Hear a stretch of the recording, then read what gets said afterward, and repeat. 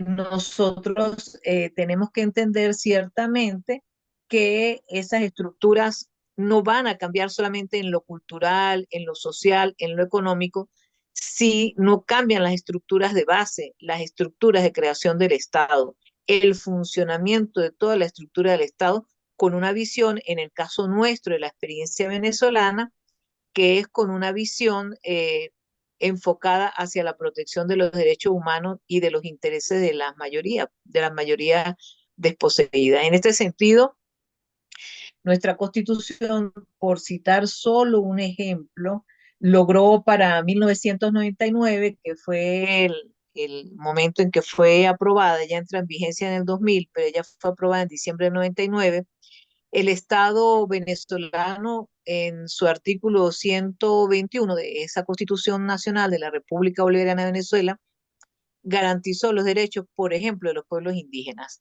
que antes ni siquiera tenían el rango constitucional que les fue dado a partir del 99. Fíjense en la importancia, pueblos indígenas quedan invisibilizados.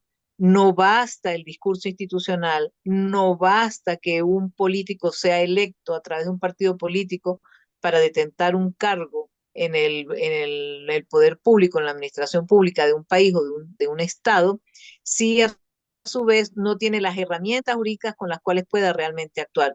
Entonces, la descolonización empieza por la adecuación de un sistema normativo que cubra y atienda esas necesidades de la población. En ese sentido, se creó, por supuesto, la Ley Orgánica de Comunidades y Pueblos Indígenas en el 2004, 4 años después que se discutió en la Asamblea Nacional para ese momento, y es una ley extraordinaria porque visibiliza a los invisibilizados de siempre, que son las comunidades indígenas. Venezuela tiene en estos momentos reportados para el 2024 censados 51 pueblos indígenas. Esto quiere decir comunidades con rasgos y características muy puntuales, con idioma, cultura, territorialidad, que las hacen diferentes una de otra y por lo tanto son 51.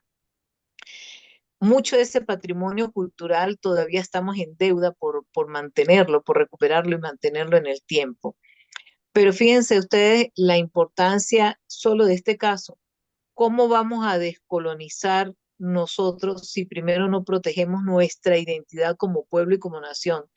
Si nosotros realmente venimos es de esas raíces indígenas, de los primeros pueblos indígenas que estaban aquí cuando vino España a apropiarse de nuestros recursos. Entonces, esta ley de pueblos indígenas, que es realmente extraordinaria, le da otra visión al país, a la misma juventud, porque aquí había algunos sectores de la sociedad que ni siquiera se podían imaginar que realmente existían pueblos indígenas por el desprecio histórico que a lo largo del siglo XIX, del siglo XX existió contra ese sector de la población. Entonces ya al visibilizarnos como un país multiétnico y multicultural, nosotros tenemos otra conciencia, ya no estamos copiando al calco los modelos europeos y norteamericanos ni de ninguna potencia extranjera, porque nosotros tenemos una identidad como pueblo que en eso se ha trabajado mucho además para sentir orgullo por lo que somos, ¿no? En este sentido, eh, con este trabajo, políticamente se empoderó a una importante parte de la población. Estamos hablando de más de 27 millones de habitantes que tiene este país. Y de esos 27 millones y pico, 200, estamos hablando de 724.000 venezolanos pertenecientes a pueblos indígenas. O sea, el 2,8% de la población que significa este segmento.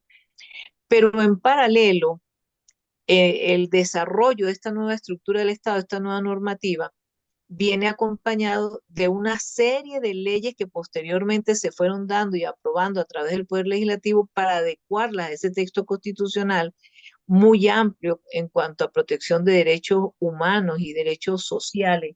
Se establecen allí para la población.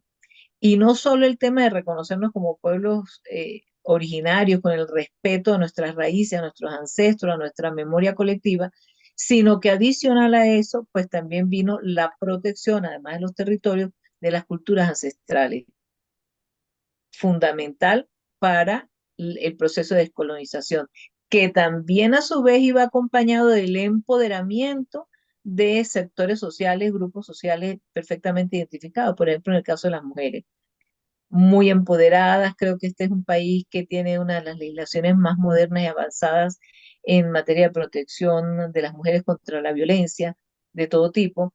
Y esto ha hecho también que el compás de la participación de la mujer, que es más o menos el 50% de la masa electoral, sea muchísimo más activa en todos estos procesos.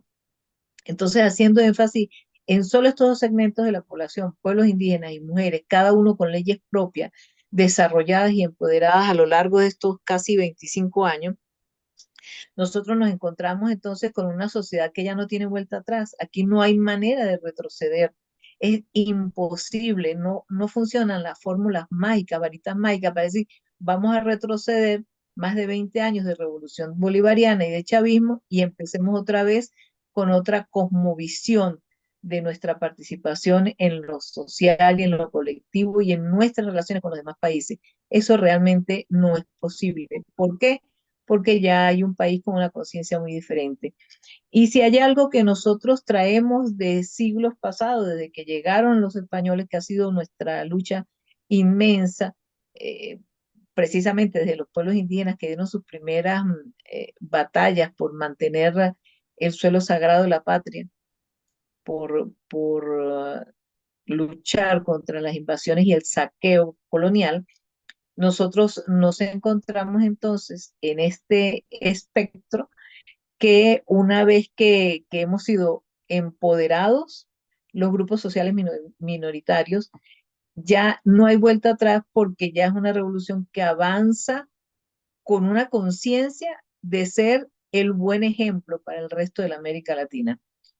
Tenemos una lucha planteada desde hace un buen tiempo, hace ya más de 10 años, desde que Chávez se fue. La guerra contra Venezuela ha sido implacable. Estamos hablando de más de 930 sanciones a la economía nacional y nosotros nos hemos levantado. Hemos tenido con humildad un pueblo rebelde, un pueblo que no se doblega. Hay algunas minorías de clases políticas, de clases sociales, por decirlo de alguna manera, los ricos de siempre, los millonarios de siempre, a los que nunca les faltó nada, que no les importa la mayoría del venezolano que pudiera estar pasando en estos momentos una situación difícil precisamente por querer seguir con el saqueo de nuestros recursos. Y sin embargo, nosotros calladamente hemos buscado diferentes caminos y alternativas para nosotros salir adelante como país. Entonces, bueno, dejando claro estos aspectos, la necesidad de la refundación de los estados, mal puede un país de América del Sur levantarse en la plenitud de su desarrollo económico y social si no revisa cuál es la estructura normativa que lo está sustentando. De hecho, eso es parte de los grandes problemas de las impunidades con respecto a algunas situaciones que en lo político se han dado en nuestros países, golpes de Estado, situaciones irregulares, violaciones a los derechos humanos, etcétera. Salen a veces los victimarios con mucha facilidad porque el conjunto normativo y la estructura del Estado pues no está adecuada y entonces se mantienen los mismos vicios, la misma perversidad institucional que muchas veces funciona no con el elemento de la conciencia y la ética profesional de parte de algunos administradores de justicia, sino con el elemento económico y otros intereses que entran allí en juego. Entonces, bueno, teniendo claro este tema del empoderamiento de los pueblos en toda su dimensión, eh, es importante también hablar sobre las amenazas a este modelo que surge de la revolución bolivariana, como la mentalidad extractivista de recursos, que no la hemos podido erradicar por completo, Es lamentable, pero es así. Siempre está el que quiere hacerse rico de la noche a la mañana, al costo que sea. Y bueno, es parte de la cultura que tenemos que cambiar. En ese sentido, tenemos serios problemas con la minería ilegal que está dañando parte del Amazonas venezolano, dañando los territorios indígenas, y la lucha ha sido enorme. El Estado, el país, la estructura del ejército, el componente militar de Venezuela, pues está dando la pelea, pero sigue siendo un monstruo de mil cabezas que tenemos que atender. Entonces, en ese sentido, pues siguen las amenazas, pero ¿por qué? Por el tema cultural. Cuando nosotros hablamos de descolonización, lo planteamos también como la necesidad de volver a las raíces en las que la solidaridad entre las personas, entre las comunidades y entre las familias era prioridad o era bandera para nuestros primeros pobladores. Y allí nosotros tenemos muchos ejemplos que ver y que copiar, ejemplos positivos sobre lo que era ese formato de vida. De allí la importancia que a lo largo de estos últimos años ha desarrollado eso que planteaba Chávez como una onada, el nacimiento de las comunas, que claro, si son las comunas suizas, pues nadie las critica. Pues bueno, como están en Suiza no hay problema, pero como son las comunas venezolanas, entonces las satanizan, las ridiculizan, se burlan del esfuerzo que se está haciendo, pero realmente ha sido una estructura realmente, valga la redundancia, maravillosa, porque ha obligado a que las comunidades se organicen para saber, por ejemplo, datos tan básicos y elementales como el número de enfermos, el número de niños, el número de ancianos, la distribución de las bolsas de alimento, que es un programa social que también permite hermanarnos más a través de esta organización de comunas, que a su vez incluye los consejos comunales, los jefes de calle, etcétera. Pues también viene la distribución de medicamentos, lo cual pues nos lleva a una realidad más eficiente en la distribución de los recursos, porque si usted antes compraba un lote inmenso de medicamentos para la artritis y se perdían muchos de ellos porque no se usaban, ahora usted compra, son los medicamentos que realmente está necesitando la población de acuerdo a un censo y de acuerdo a la información que cada usuario suministra, por ejemplo, a la página del Carnet de la Patria. Quiere decir que no se desperdician los recursos en cosas que no se usan, sino que se optimizan. Producto de las sanciones, nos hemos visto en la necesidad de crear nuestro propio sistema de administración de recursos y optimizarlo en el mayor porcentaje posible. Bueno, aquí hay muchísimos elementos que nosotros podemos tocar. Otro de los aspectos interesantísimos que venimos desarrollando, ¿me escuchan? ¿Me escuchan? Sí, perfectamente Yo se sí. escucha. Ah, bueno, porque yo no los veo bien y entonces yo estoy hablando aquí. Bueno, otro de los aspectos que me parece importante que nosotros podamos conversar acá, a grosso modo, es el tema de la recuperación de la memoria local, de la historia local. ¿Por qué razón? En el marco del Bicentenario, acá fue creada una comisión presidencial para el Bicentenario de las Campañas Libertadoras del Sur. El presidente Nicolás Maduro instruyó en su momento que cada organismo del Estado, todas las estructuras en todos los niveles, se creara una comisión. Y efectivamente nosotros en la universidad logramos la conformación de la Comisión Universitaria para las Campañas Libertadoras del Sur, donde pues los profesores universitarios interesados en el tema de la historia podían desarrollar este tema. Y bueno, nos tocó casualmente atender este año el Bicentenario de Junín y de Ayacucho.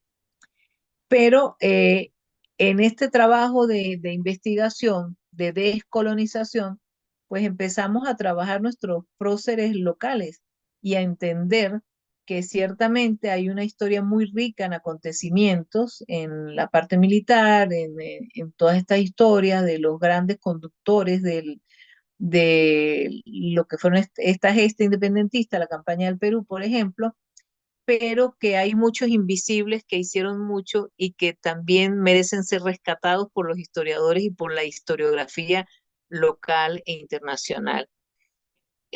Por ejemplo, hay un prócer que es el que llevo para Ayacucho, que, bueno, es un general de alto rango, y él tiene la particularidad que en vida solicitó, por ejemplo, el Montepío Militar, y él para la solicitud de este Montepío hizo una exposición de motivos para su invalidez, y él cuenta allí que lo solicita por las heridas de bala y de flechas que tenía en su cuerpo, que le habían ocasionado serios trastornos de salud. Pero es muy interesante porque nosotros logramos tener acceso a documentos reales escritos por personas que vivieron estos acontecimientos, pero donde aparecen por primera vez las flechas para nuestro trabajo de investigación en este proceso, y nos parece de una riqueza cultural enorme, porque nosotros hablamos de las batallas, ajá, pero ¿dónde está el componente de los pueblos indígenas? Y por eso es que yo vuelvo nuevamente al tema del fortalecimiento de este segmento de la población, de los pueblos indígenas. Está documentado, quiere decir que participaron, que tuvieron un papel protagónico trascendental, que peleaban con sus flechas contra la pólvora que ya venía, por ejemplo, en los ejércitos españoles, en el ejército español cuando combatía. Entonces, eso es parte de la descolonización, decir, ok, sí peleamos, pero aquí también hubo los otros protagonistas que entregaron gran parte de su vida a esta gesta de soñadores que finalmente fueron nuestros próceres, y que estamos haciendo nosotros ahora 200 años después, porque toda esta celebración del Bicentenario, más allá de los fuegos artificiales, de los congresos, de las publicaciones de libros, tienen que dar pie a una segunda independencia, tal vez más agresiva en lo cultural, donde tengamos un mayor orgullo de lo que somos como pueblos de guerreros, pueblos que no se han doblegado a pesar de los años y años de sometimiento al mercado, a las leyes del capitalismo salvaje, etcétera, de un pueblo en resistencia. Entonces,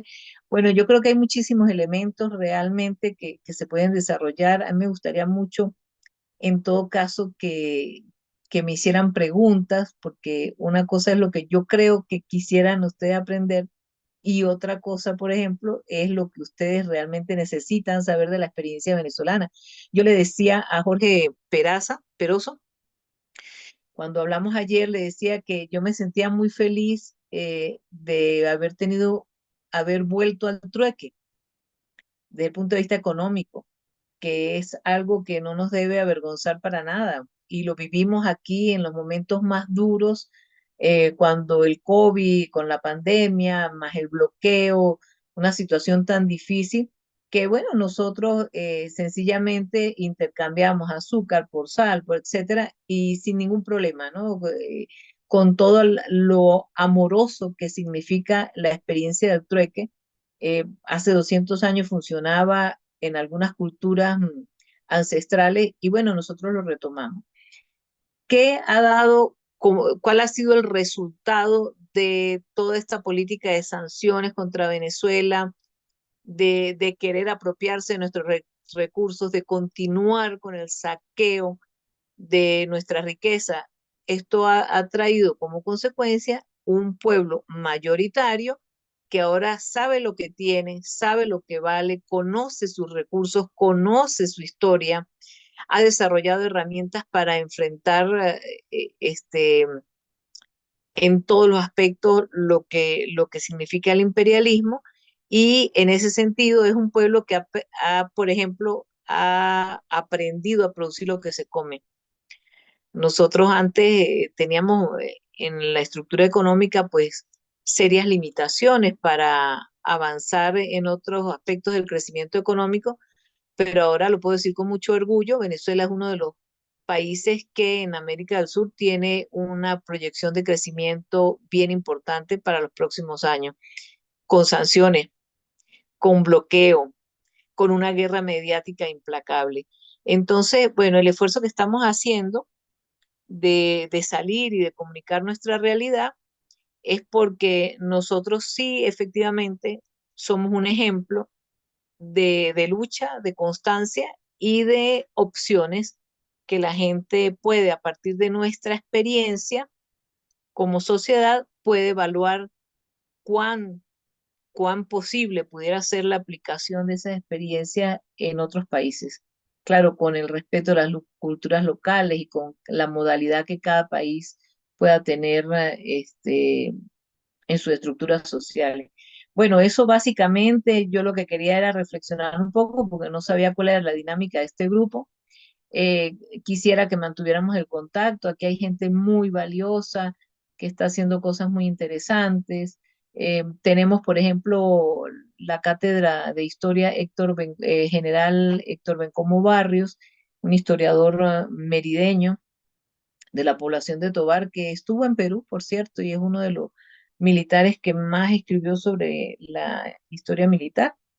Tenemos de verdad gente valiosísima, se está haciendo un esfuerzo por reivindicar a los próceres que todavía no han sido llevados al Panteón Nacional, recoger su obra. Bueno, entonces ahí dejo abiertos los micrófonos.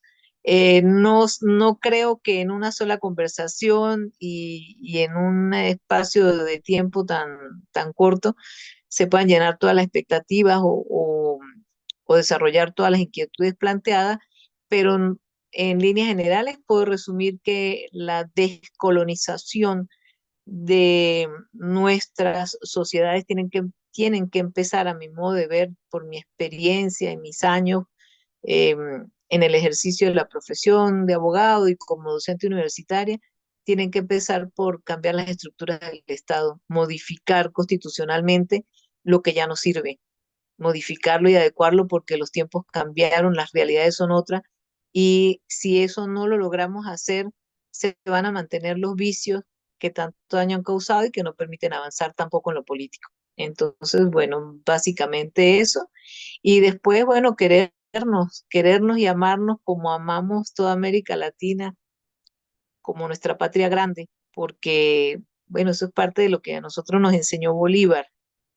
Yo soy una orgullosa descendiente de toda esa casta independentista y no se trataba de conseguir la independencia solo de Venezuela.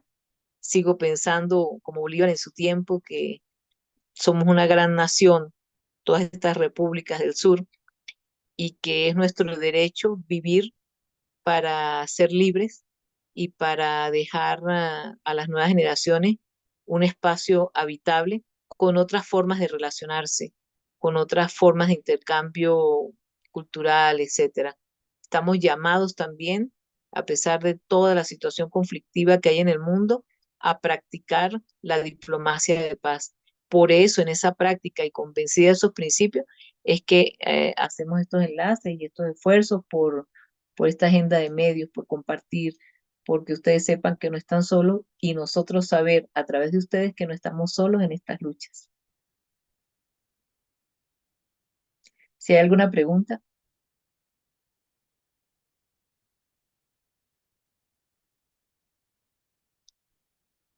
¿me escuchan? Sí, le escuchamos a usted perfectamente. Jorge, a ti no te Ajá, escuchamos. Tu micro está cerrado, si hay Jorge. alguna, si hay alguna pregunta, A ver, este, ¿me escuchan bien ahora? Sí, ¿Me escuchan bien perfectamente, ahora? Jorge. Sí, Muy bien. Muchas gracias, Mar. Realmente has abierto el panorama para poder discutir. Una de las cosas que te sugeriría poder profundizar, porque unos elementos de descolonización importante, que lo conversamos por teléfono, básicamente es el tema de la organización de las masas en Venezuela. Me has tenido la oportunidad, porque me has escuchado, seguramente es nuestro interés el tema, y justamente me enviaste un documento que es muy valioso, que vamos a distribuirlo ahora también con todos los compañeros respecto a la importancia de la comuna y cómo Chávez fijó como proceso clave de la decolonización el tema justamente de la organización. Hay un micro abierto, por favor, si cierra el tema. Entonces, creo que eso es importante. ¿Por qué? Porque Venezuela tiene efectivamente un porcentaje pequeño respecto al Perú de la población es originaria. de alguna forma España, en la invasión, logró liquidar todos los vestigios que habían ahí, porque fue el primer paso, el paso quizá más sangriento y duro, pero sin embargo en Perú es a la inversa. Sin embargo, los procesos de organización popular que han desarrollado en Venezuela compensó esa dinámica que se perdió de la comunidad, de la reciprocidad, de la solidaridad, de la cooperación, que es práctica notable, rutinaria en el campo, en las zonas rurales. En Perú se mantiene, sin embargo, lo que ustedes han hecho a nivel de barrio, a nivel de organización de las comunas, es sumamente impresionante, porque eso ha sido la base social más importante a través del cual no solamente ha habido distribución de la riqueza, de los pocos presupuestos del Estado, sino sobre todo que se ha generado unas, eh, digamos, solidaridad, enjambre de intereses que se han conjugado, que son verdaderos frentes populares, frentes sociales, que han enfrentado las crisis, se han enfrentado a los enemigos, se han enfrentado a las situaciones de calamidad incluso, de riesgos, de todo, para poder realmente surgir. Y este logro de Venezuela ha sido muy comparable con lo que inicialmente quisimos hacer, consignamos con el gobierno de Fernando Velasco Alvarado, porque justamente esa era la idea, ¿no? De entregar al pueblo el poder suficiente para que pueda dirigir sus organizaciones, dirigir su destino, dirigir su territorio, controlar todo ello y que garantizar de que efectivamente se empodere. Entonces, el sistema que se ha desarrollado allá, nos gustaría que, amén de lo que ya vamos a distribuirlo, el libro justamente que ha sintetizado una indígena, intelectual, una académica, ¿no? Que ha desarrollado una compilación de todos los mensajes de Chávez sobre este tema, porque fue lo primero que hizo. Y es coincidencia, fue lo primero también que hizo Fidel cuando regresó de las Naciones Unidas y dijo, señores, acá si no hacemos comité de defensa de la revolución en cada barrio, en cada lugar, en cada edificio, no vamos a poder defender justamente los logros que se han logrado y podría regresar Batista. Es lo primero que hizo, yo me recuerdo el 62. Y lo primero que hizo Chávez, siguiendo esa línea de conducta que me parece sumamente importante, es justamente eso. Señores, la comuna o nada. Ese fue su lema central que permitió realmente mantener a la población en estado de empoderamiento, de garantizar de que las cosas se realicen correctamente, controlando la corrupción, controlando la distribución, controlando que no haya las necesidades humanitarias se resuelvan, digamos, de alguna forma de la gente. Y después vino ya la política de subvención incluso para que puedan distribuir riqueza. Me parece que ese tema es sumamente importante, sería la primera pregunta. Luego tenemos ya a Jorge, si quieres, lo sumamos a Jorge Montalvo, que va a hacer una pregunta adicional. Adelante, Jorge, y después, Dale. Mar, después entras al tema. Adelante, Jorge. Sí, buenas noches a todos, no sé si me escuchan. Perfectamente, perfectamente, Sí, adelante. sí. Sí. Bien, me parece interesante lo que se ha comentado y de alguna manera el proceso de descolonización de los países sudamericanos está en proceso, como indicaba, mucho viene de la época de la colonia y realmente nuestro país, en el Perú que estamos, se mantiene esa estructura. Pues antes la economía, el tipo de la colonia se basaba en en la extracción de minerales y eso se mantiene. Y esa extracción de minerales antes iba hacia Lima y desde Lima el Callao salía al exterior. Y eso se mantiene, o sea, las vías, de alguna manera, la planificación del país en el proceso de desarrollo está centralizado y es Lima. Muchos otros países, un afán de generar de una manera u otra visión de desarrollo, generar el proceso, no sé de descentralización, pero un equilibrio de desarrollo en diferentes sectores.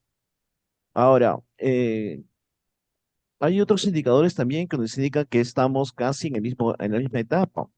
El porcentaje de nutrición y anemia infantil en el país, que estamos llegando cerca del 40-50%, están en los niños. Y en general están en los niños que están en el interior del país, en las provincias. Existe también porcentaje de, jóvenes que ni estudian ni trabajan también, que están en el interior del país, y a nadie le interesa. Entonces, muchos de estos indicadores que nos dicen que el PBI y todo lo demás, que estamos bien y que nada debe cambiar, prácticamente es una falacia, porque en el interior del país, si viajas realmente, no hay índices de desarrollo humano. Ahora la pandemia también ha demostrado todo eso, cómo es que nos ha chocado todo el país y todo lo demás. Entonces, el proceso de descolonización va a empezar, creo, con desarrollar las regiones, desarrollar el interior del país, comenzar a pensar que desde el interior del país se tiene que cambiar las cosas y es ahí donde se tiene que trabajar.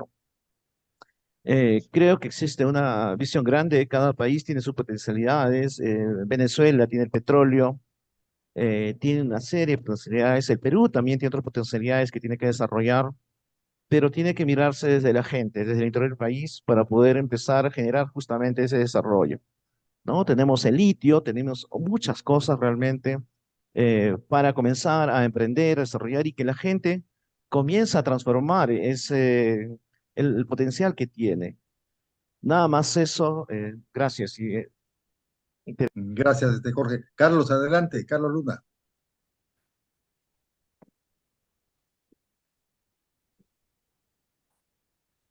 Carlos, adelante. Sí, buenas noches, estimados. Bueno, un abrazo grande a la distancia a todos ustedes. Muchas gracias por organizar este evento y muchas gracias por permitirnos escuchar a la compañera invitada. Un saludo a ella.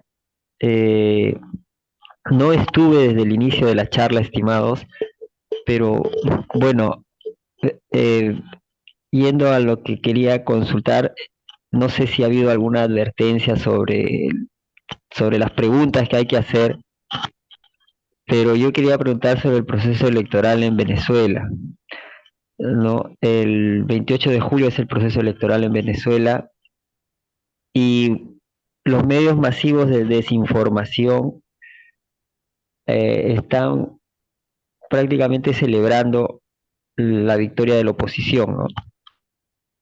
En este caso de la... Tengo entendido también, yo quisiera, si puede la compañera ponente aclararme, eh, hay un candidato de la oposición patrocinado por la señora Corina Machado, ¿no?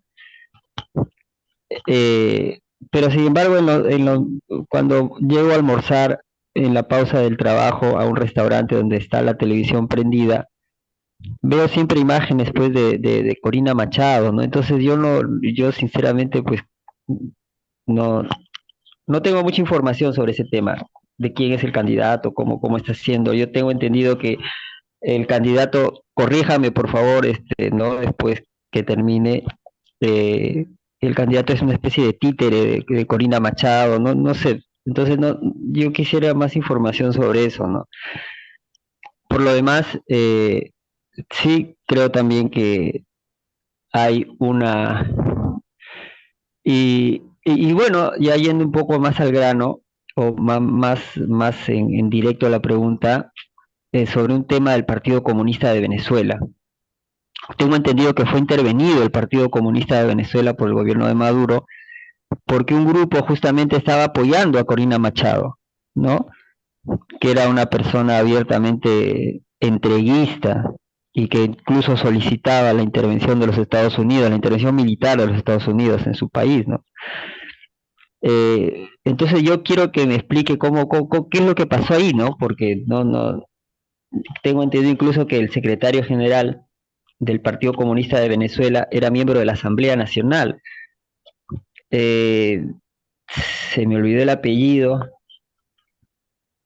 Figuera. pero tengo entendido que era miembro. ¿Ah? Ujú. Ya, bueno, era miembro de la Asamblea Figuera, General, Figuera. ¿no? Y Figuera, ¿no? Figuera, se me venía Caicedo, pero no, Caicedo es de Colombia, ¿no? Claro, el compañero Figuera. Bueno, entonces creo que él y otra persona más eran miembros de la asamblea y no los dejaban hablar, ¿no? Algo así pasó, ¿no? La verdad que con todo el trajín diario ya pues a veces uno escucha muy de oídas, ¿no? Ese tipo de informaciones, ¿no? no hay tiempo para poder ponerse a rebuscar ¿no? Entonces, ya que tenemos el grato honor de tener a la compañera acá presente, ¿no? Como le digo, no sé si me escapo mucho del tema, no sé si me voy muy lejos. En No, todo está caso, ya perfecto, pues si estoy Carlos. muy Buena, buena pregunta. Buena ya, pregunta, porque estamos entonces, tratando de ver todo. yo quería saber entonces sobre las elecciones, qué de cierto hay, quién es el candidato primero, pues la verdad que tengo entendido que es un tipo, que era Corina Machado primero, después la sacaron y ahora es un tipo, pero como les repito, en los medios masivos de desinformación siempre está el rostro de Corina Machado ahí como si fuera ella la candidata, ¿no? Entonces yo quiero que me explique eso la compañera. Y sobre el tema del Partido Comunista de Venezuela, ¿no? ¿Qué pasó, no? Correcto, entendido Bueno, perfectamente, Carlos. entiendo si es que fuera ella, desde su óptica, bueno, ¿qué es lo que pasó ahí, no? Bueno, ya, gracias, camaradas. Ok. La tercera pregunta de Antonio. Adelante, Ajá. Antonio. Estoy tomando nota, estoy Bien, tomando nota. sí, efectivamente. Después empiezas por donde prefieras, ¿ah? Antonio, Antonio, adelante. ¿Qué pasó con Antonio? El ingeniero Antonio. sí que estaba alzando la manito por allí. Sí, sí, sí, pero ya no lo veo. Aló, hola, Ahora sí, Ajá. adelante. Adelante, te escuchamos. gracias, buenas noches. Buenas Muchas noches. gracias por permitirme ser parte de esta reunión, les agradezco. Mire, escuché atentamente lo que exponía la señora y escuché que la entrega de las medicinas, la entrega de alimentos que hace el Estado. Yo particularmente quería hacerle la pregunta. Si las personas habló también acerca de la inversión. Entonces, yo decía, si las personas tuvieran un trabajo digno, ¿esperarían que el Estado le entregue la medicina o los alimentos? Primera pregunta. Y segundo, hubo alguien que me antecedió con un comentario recordando a Juan Velasco Alvarado, lo que hizo para, después de expropiar las haciendas, a los camonales, a los terratenientes que habían acá. Mire, lamentablemente don Juancito creo que se equivocó, porque don Juancito, si bien es cierto el que le quitó la tierra a los gamonales, a los terratenientes, que por supuesto abusaron durante muchos años de la gente indígena, la gente ignorante, por darle un rinconcito en su territorio, los mantenían como prácticamente en una situación de esclavismo, ¿no? Entonces, ¿qué hizo don Juancito? Le quitó las tierras y dijo, ahora las tierras son para ti. Entonces, ¿qué ocurrió? Particularmente yo les cuento la vivencia propia de lo que era. Aquí en mi tierra, en Huariancash, había una hacienda, Uchupata. De ahí todos los días nos llegaba leche, queso, animales, etcétera, al mercado. Todos los días nos abastecía una camionetita. Y desde que desapareció eso con la expropiación, ya no tuvimos quien nos abastezca. ¿Pero por qué? Porque el que administraba la hacienda, bueno, pues seguramente sabía administrar. Y mientras que los que vivían ahí solamente sabían obedecer. No podían hacer otra cosa más que acatar lo que decía el terrateniente, el amo de la hacienda. Lamentablemente, don Juancito creo que se equivocó de canto a canto en eso, ¿no? Si bien es cierto, necesitábamos justicia para la tierra, para quien lo trabaje, pero lo que necesitábamos era primeramente instruir.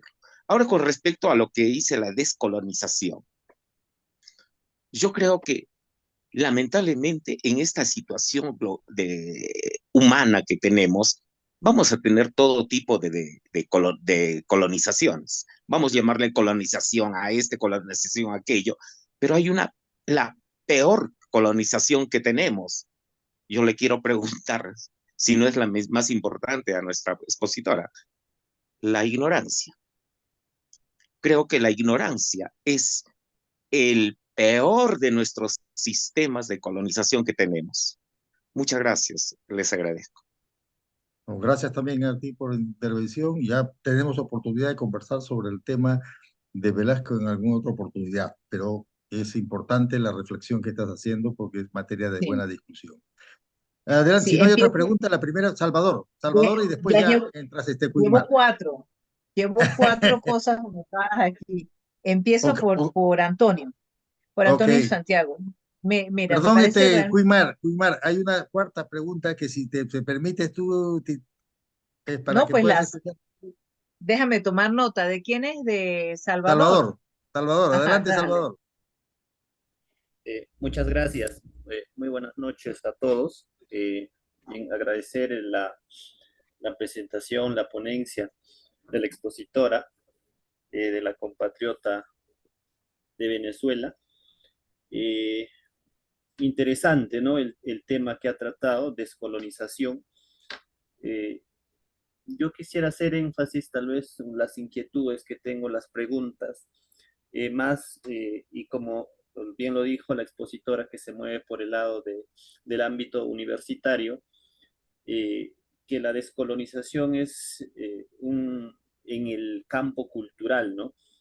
Y no creo que solamente es el pensar, ¿no? Lo que me antecedió el que hizo las consultas, las preguntas de la ignorancia, ¿no?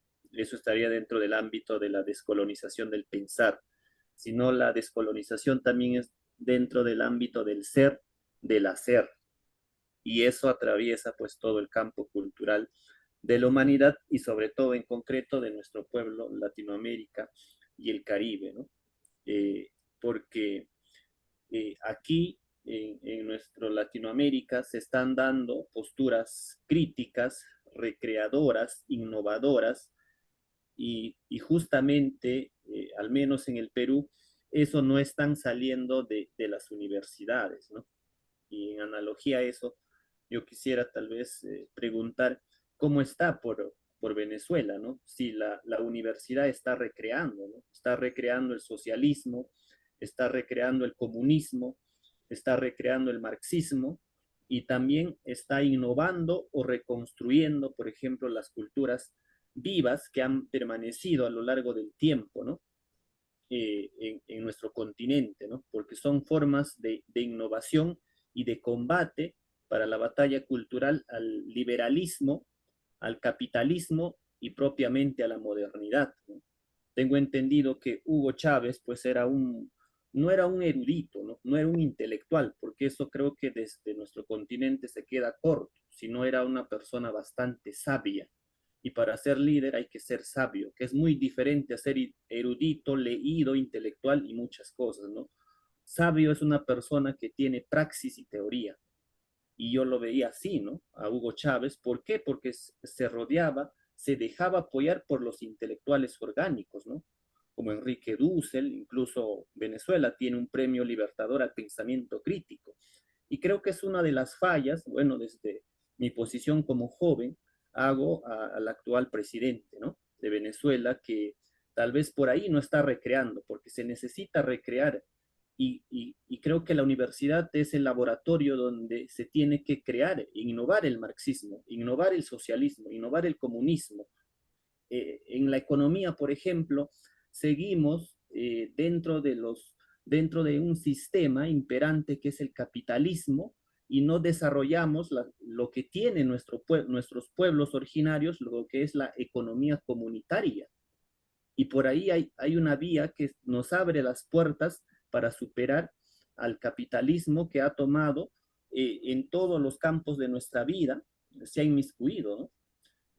Otro tema que me gustaría consultarlo, y esto ya va más a la situación de la migración que se ha venido dando a los últimos tiempos de Venezuela a todas partes del mundo, y también al Perú, estas oleadas de migración, ¿por qué se dan? ¿No?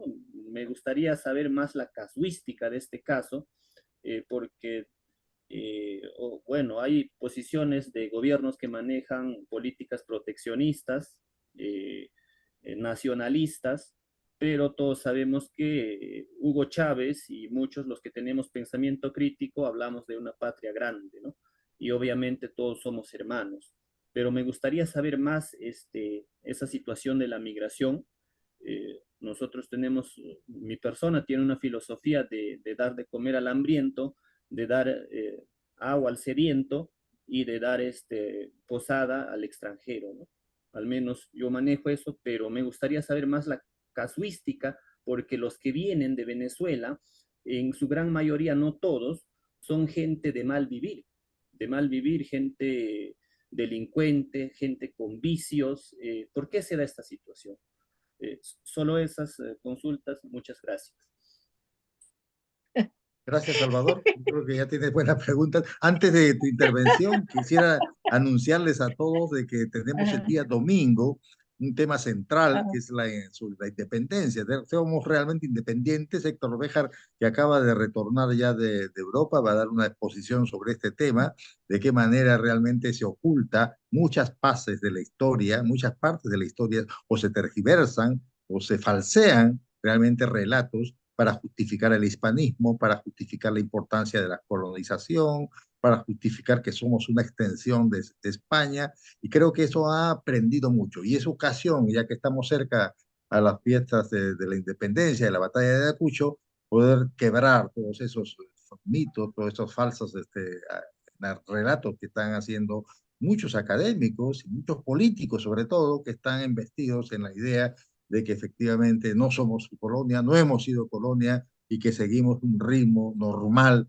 de desarrollo capitalista en la cual las empresas van a venir y a hacer crecer a todo el país de manera uniforme. Ese cuento ya está perdiendo vigencia y hay que desmantelar todas las narrativas que están haciendo. Héctor Béjar va a estar encargado de abrir el debate, así que el domingo lo esperamos también a las 8 de la noche para este tema.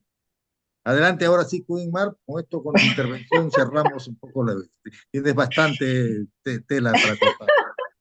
No, me deben un café mínimo. Bueno, no, pero me encanta porque ustedes hacen que uno mantenga la fe en la humanidad, que haya personas que se sigan preocupando y que les duela como les duele lo que está pasando. Eso significa que el tiempo no se ha perdido y que una sola golondrina sí hace verano. Nosotros decimos siempre el refrán al revés, que una sola golondrina no hace verano, no, sí hace verano.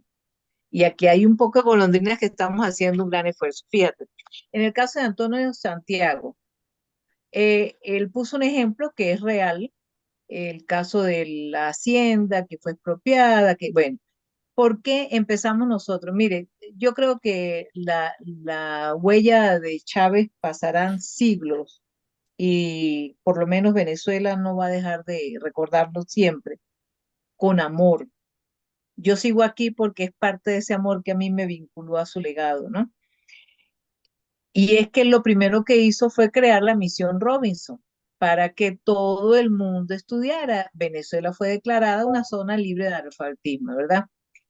Tan importante fue el tema educativo que, por ejemplo, yo tenía una chica que me ayudaba a mí con mi hijo cuando estaba pequeño y yo llegaba del trabajo a sentarme a estudiar con ella. Ella salió de mi casa con el título de bachiller, inscrita en la universidad para estudiar odontología de manera gratuita y era la muchacha que me ayudaba con mi hijo.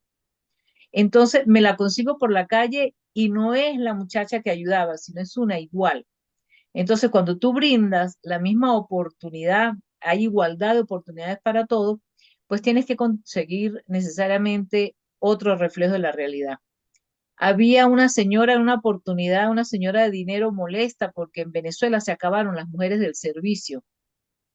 ¿Qué problema? No se consiguen, pero no las consigues por ningún lado para que te lave 3 o 4 años que tiene tu casa.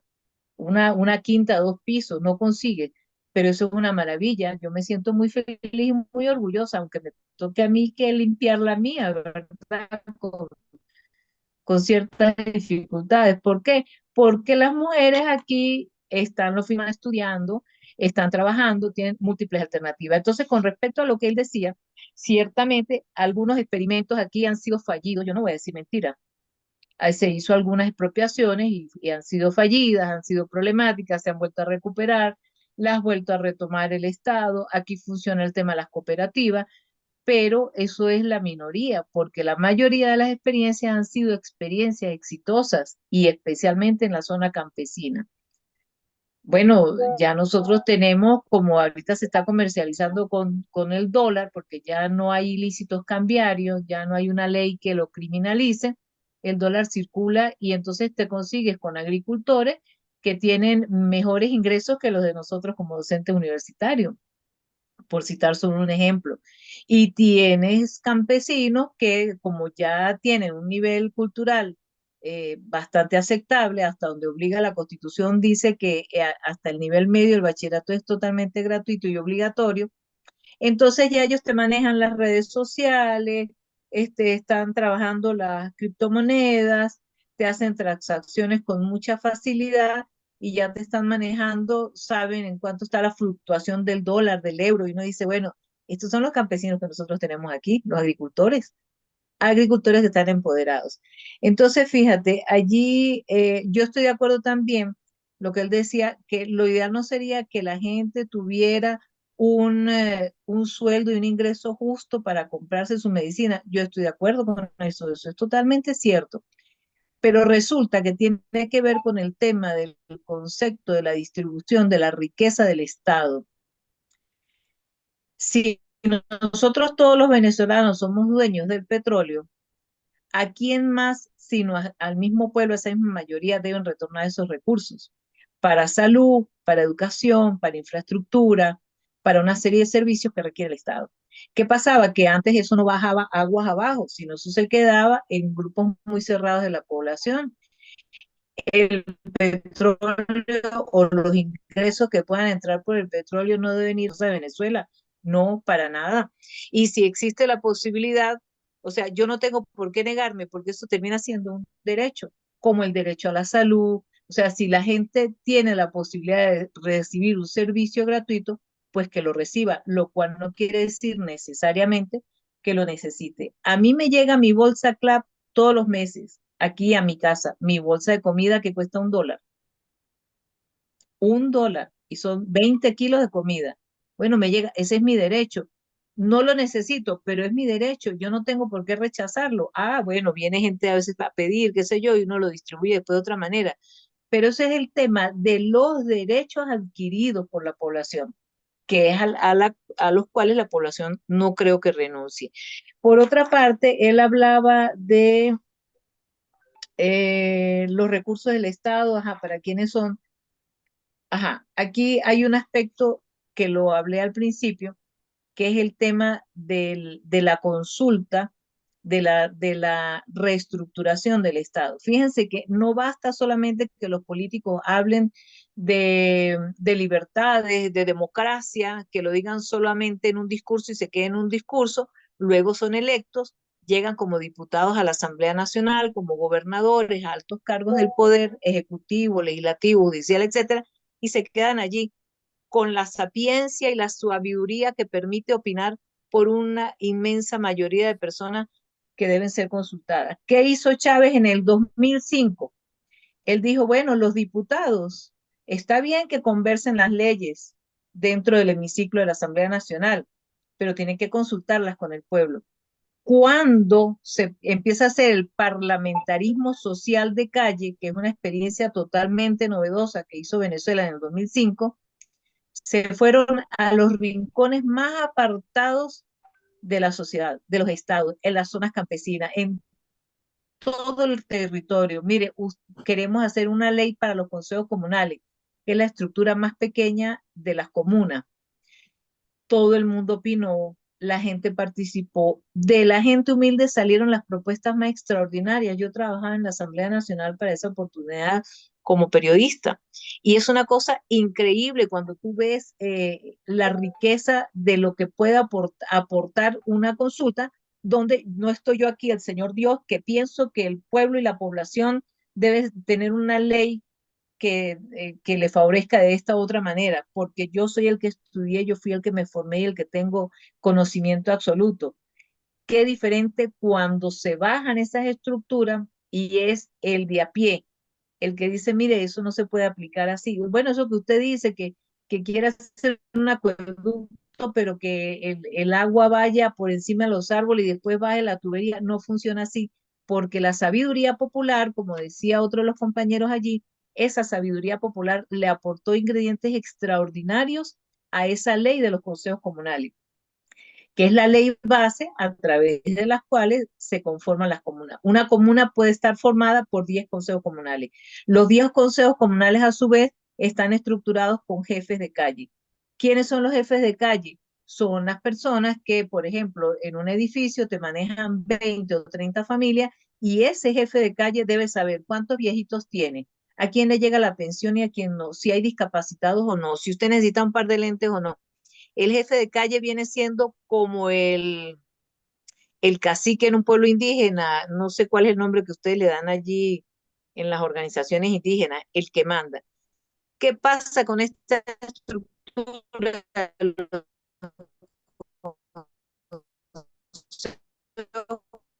comunales? Que muy hábilmente Chávez, el gran reclamo de la sociedad en ese momento, que les bajaban presupuestos millonarios y entonces rompían una acera para volver a hacer otra acera en el mismo sitio.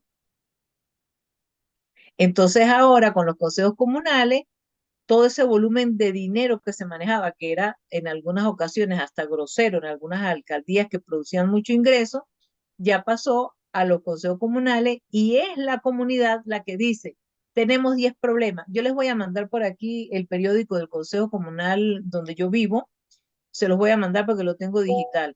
Bueno, ahí cuando se conformó el Consejo Comunal se hizo un inventario. Ustedes tienen necesidad de luz, de cercado, de agua.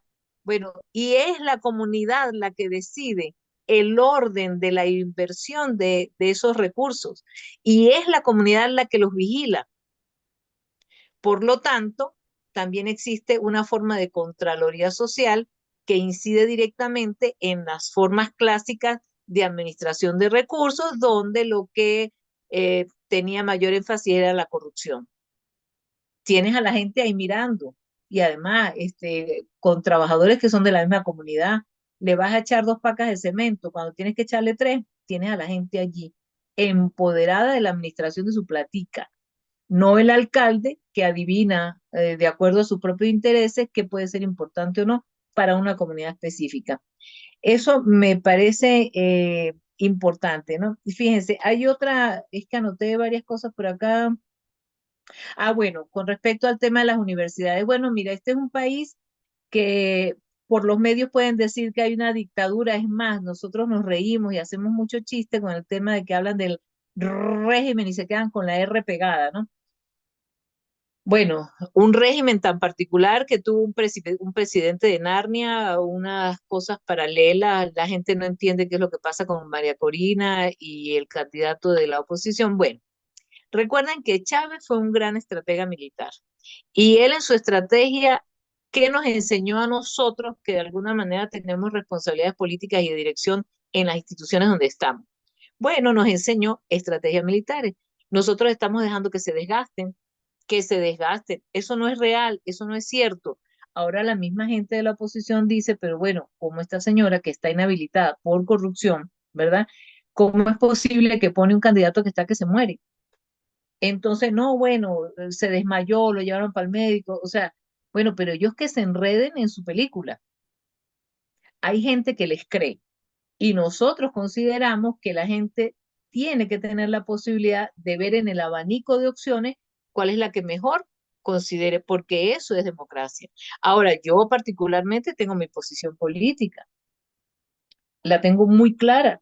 Y yo soy una ferviente luchadora y admiradora del ideal bolivariano, antiimperialista 100%, chavista 100%, bueno, pero esa soy yo. Ahora, eso no quiere decir que yo no pueda habitar en este mismo país con gente que piense diferente.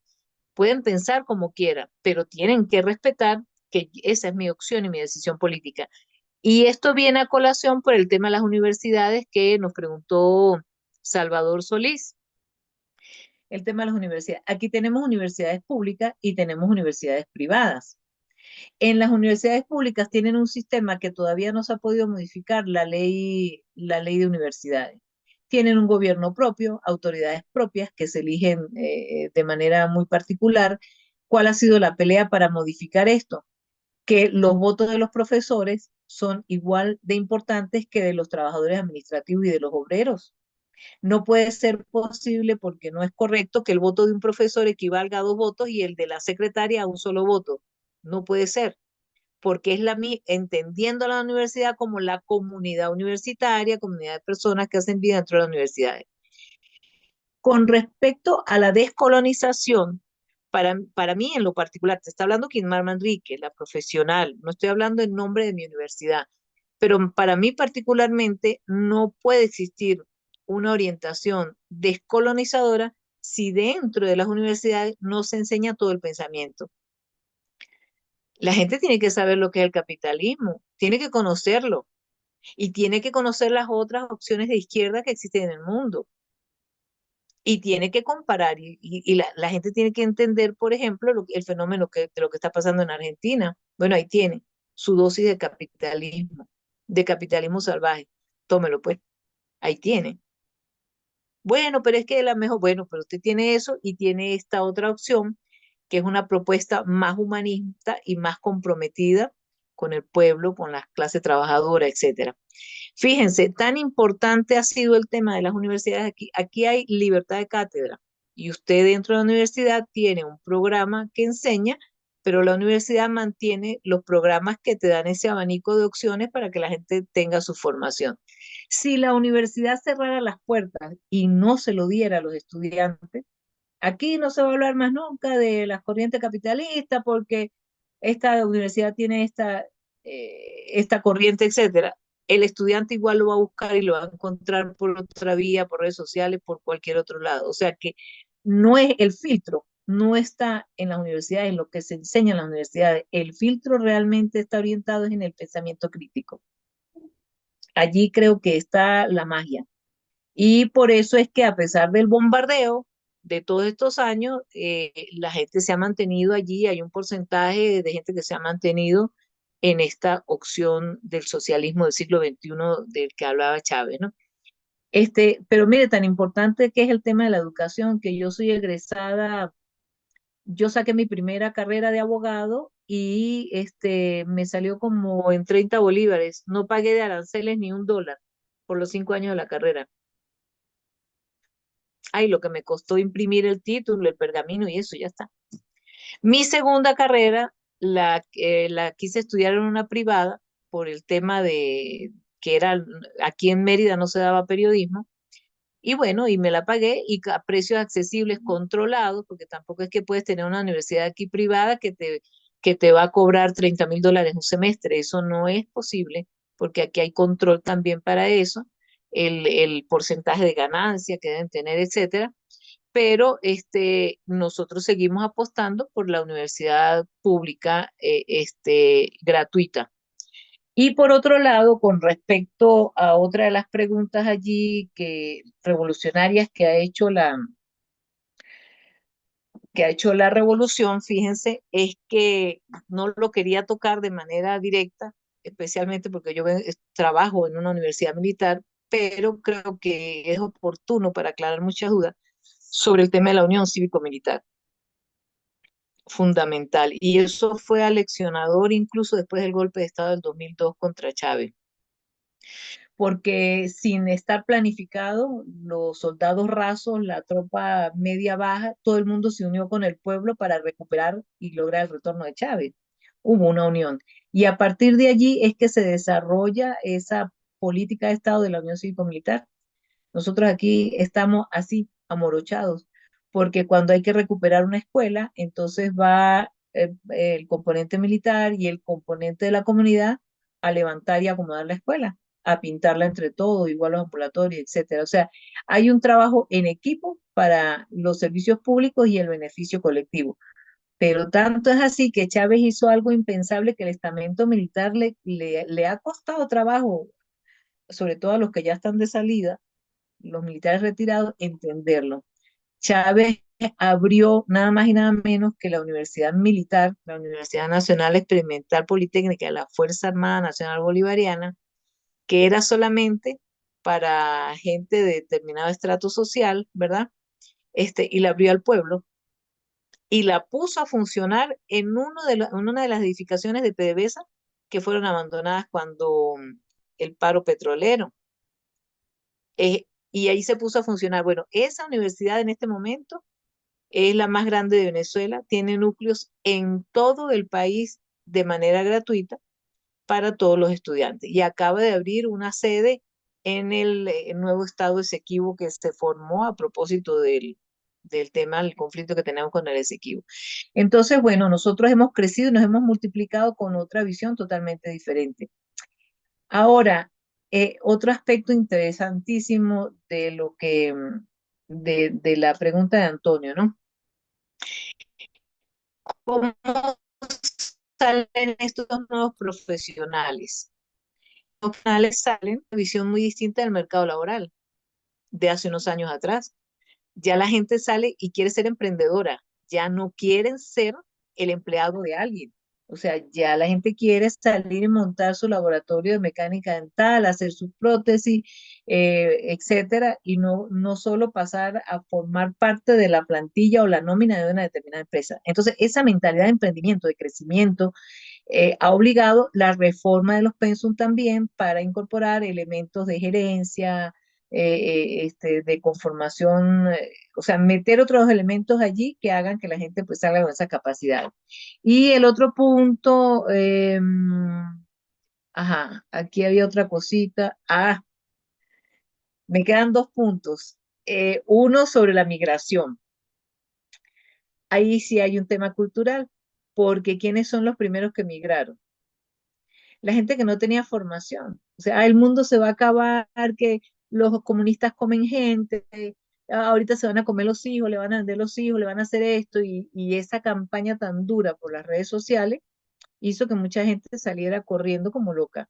Aquí hay gente que vendió apartamentos en $5.000 a puerta cerrada, todos equipados, en zonas extraordinarias, porque me voy $5.000 para irse por el Darién a Estados Unidos a trabajar en las áreas de servicio allá. ¿Cómo te explicas eso?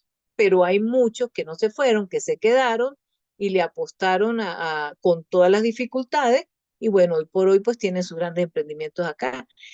Y ciertamente en esa migración pues se fue la gente, mucha gente que le gusta lo fácil, que se le hace cómodo robar en vez de trabajar.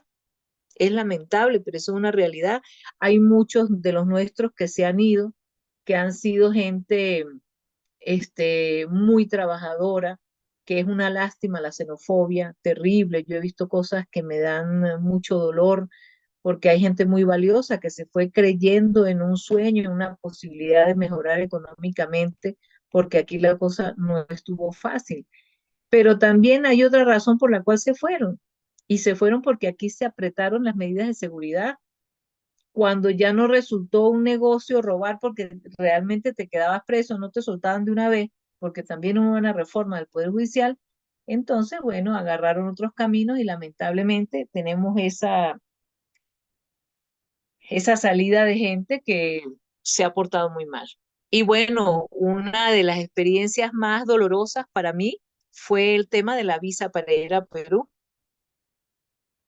O sea, a mí me tocó que llevar un montón de papeles y yo decía, Dios mío, y en algún momento nosotros recibimos aquí tantos peruanos con tanto amor, hasta un novio peruano tuve.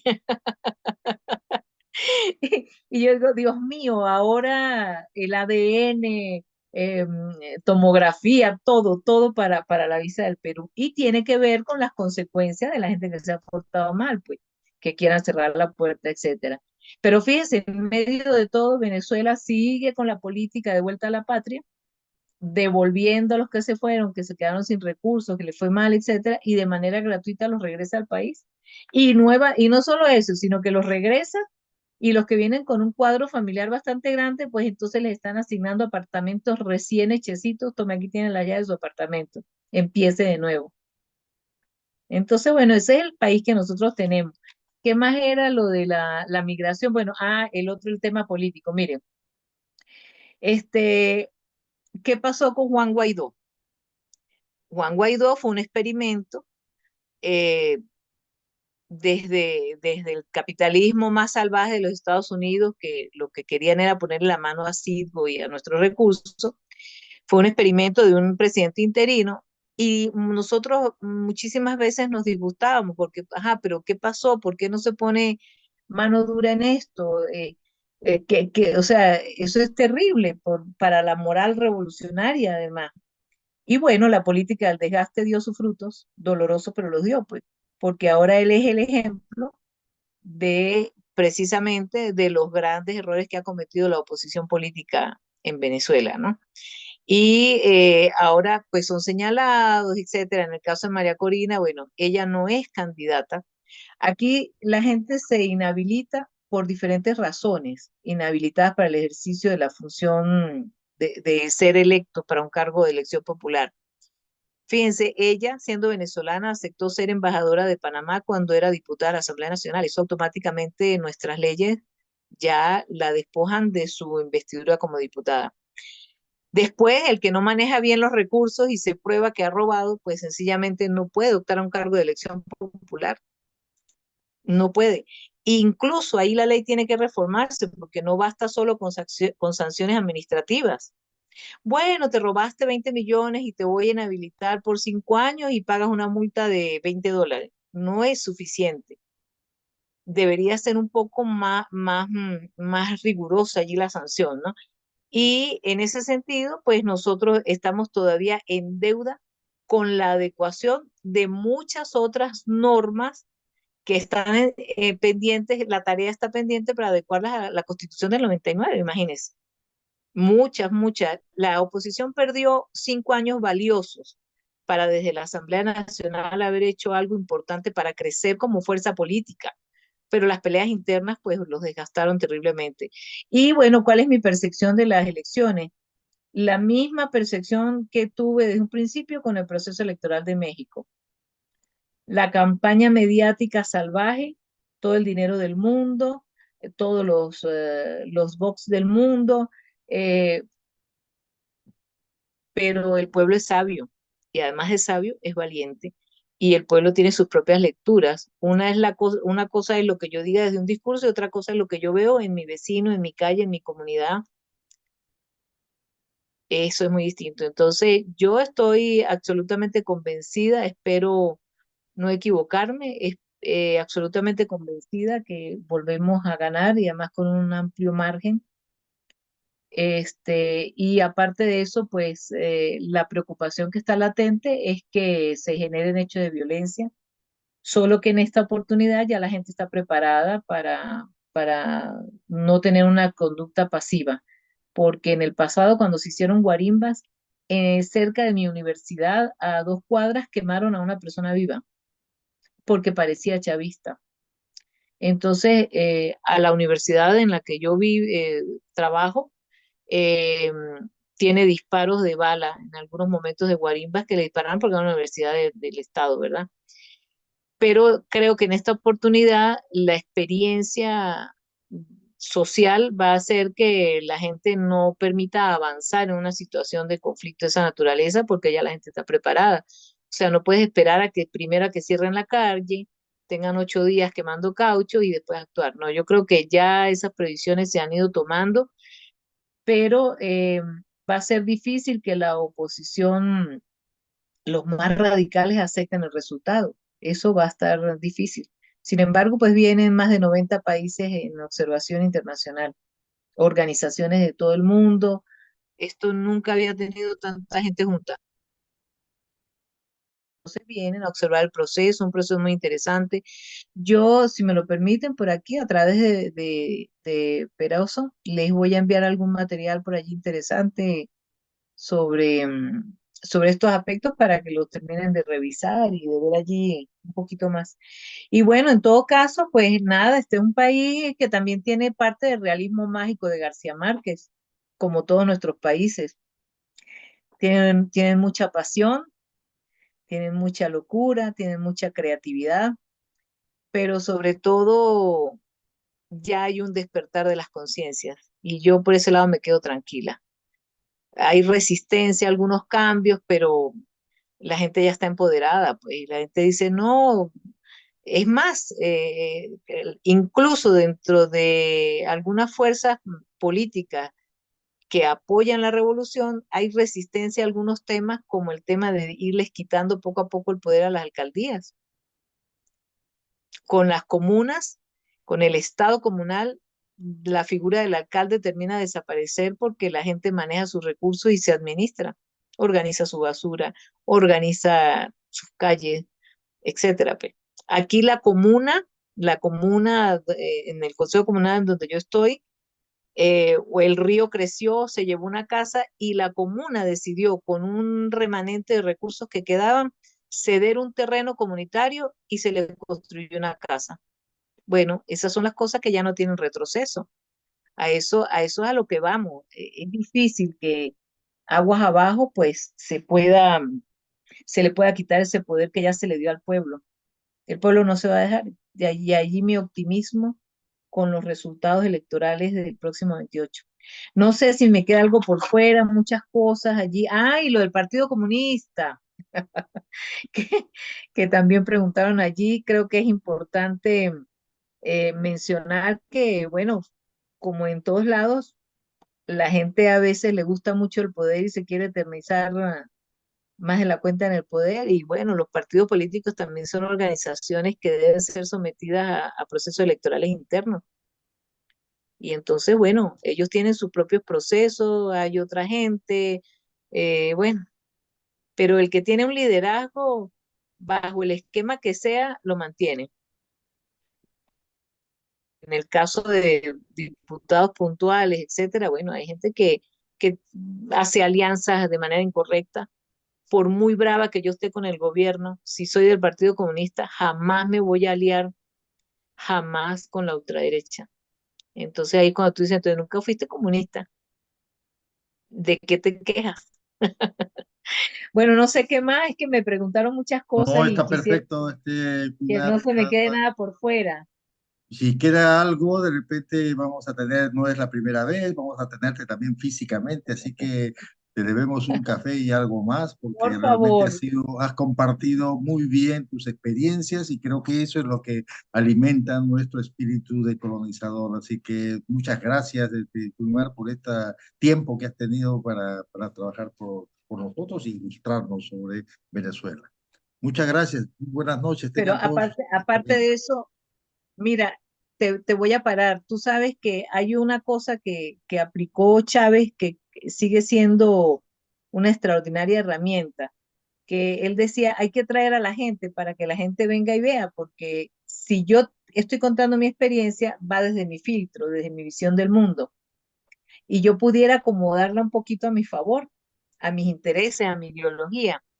Entonces, yo les voy a abrir el compás porque nosotros en el 2026, en mayo del 2026, que eso es ya, vamos a hacer el quinto Congreso Internacional de Historia relacionado a la historia insurgente. La Red de Historia, Memoria y Patrimonio es la que lo organiza y ha sido una experiencia extraordinaria. Acaba de pasar ahorita en Caracas, pero en el 2026 se va a hacer aquí en Mérida. Entonces, bueno, yo les abro la invitación para que no me crean lo que yo les digo, sino para que se animen a venir, que no es imposible, no es difícil. Uno se organiza y de manera solidaria pues puede compartir experiencias bien significativas. Yo creo que todo lo que yo pueda decir se queda cortico con la posibilidad de venir y ver en el sitio. A lo mejor hacemos un evento antes y que ustedes puedan decir, bueno, mire, esta es la realidad, esto nos sirve y esto no nos sirve. Correcto, sí, sí, es cierto. Y bueno, ya, de hecho, Pilar fue en el Congreso de Historia anterior nos ha contado un poco sus experiencias maravillosas. Realmente el movimiento cultural histórico que está desarrollando Venezuela es singular, es tremendo, es intenso y ha Sí. desarrollado muy bueno. Incluso tuvimos un embajador acá, Yáñez, que trabaja por el tema de historia también y que nos ha ido ilustrando cada vez que ha podido, poder en todo lo que puede trabajarse acá. Así que tenemos experiencia. Además, Sí. Pilar va a estar en las elecciones, así que nos va a contar un poco cómo va a ser esto. Ella va a estar, bueno, de observadora también, no sé en qué sitio, si coincide en Mérida quizá o en, en otro sitio, pero va a estar ahí, también nos va a contar. Pero sin embargo, la palabra siempre de los originarios nos interesa trabajar. Acá estamos trabajando mucho con el Consejo de Autoridades Originarias de Puno, nos interesa también el vínculo con las organizaciones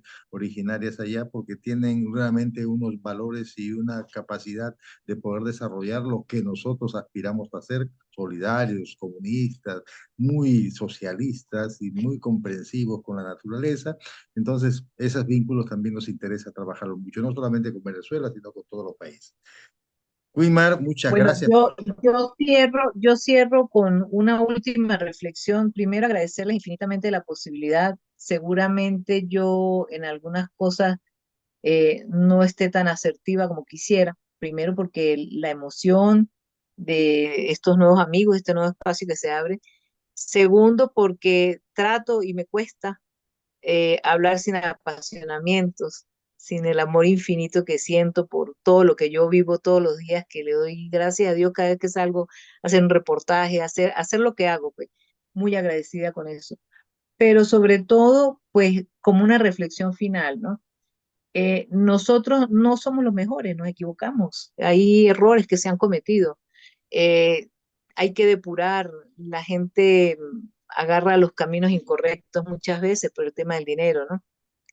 Pero, pero si algo me puedo sentir muy orgullosa es de ser una mujer rebelde, una mujer empoderada. Claro, Incluso claro. desde el primer día que entré a la universidad, una tía me dijo, ¿para qué vas a estudiar? Mejor te casas. O sea, creo que te podemos conseguir un buen marido. Y yo por rebelde, no, yo voy a estudiar. Y eso en la mujer latinoamericana que ha tenido tantas limitaciones culturales en su mismo seno familiar, eso es un acto de rebeldía, estudiar y salir adelante. Cierto. Muchas Bueno, gracias. eso. Estamos todos muy agradecidos por tu presencia, tu participación. No será la primera, como digo, va a ser muchas que tenemos acá y sobre todo vamos a tenerte acá muy cerca para poder platicar con más detalle. Después los quiero Gracias a aquí, todos también. después los quiero aquí, después los quiero aquí, para que vean. De todas maneras, ya aceptamos la invitación con gusto. Llegaremos como sea, aunque sea a pie. Claro Un que abrazo a sí. todos, muchas gracias a todos por su presencia, su participación, sus Ah, pues, comentarios.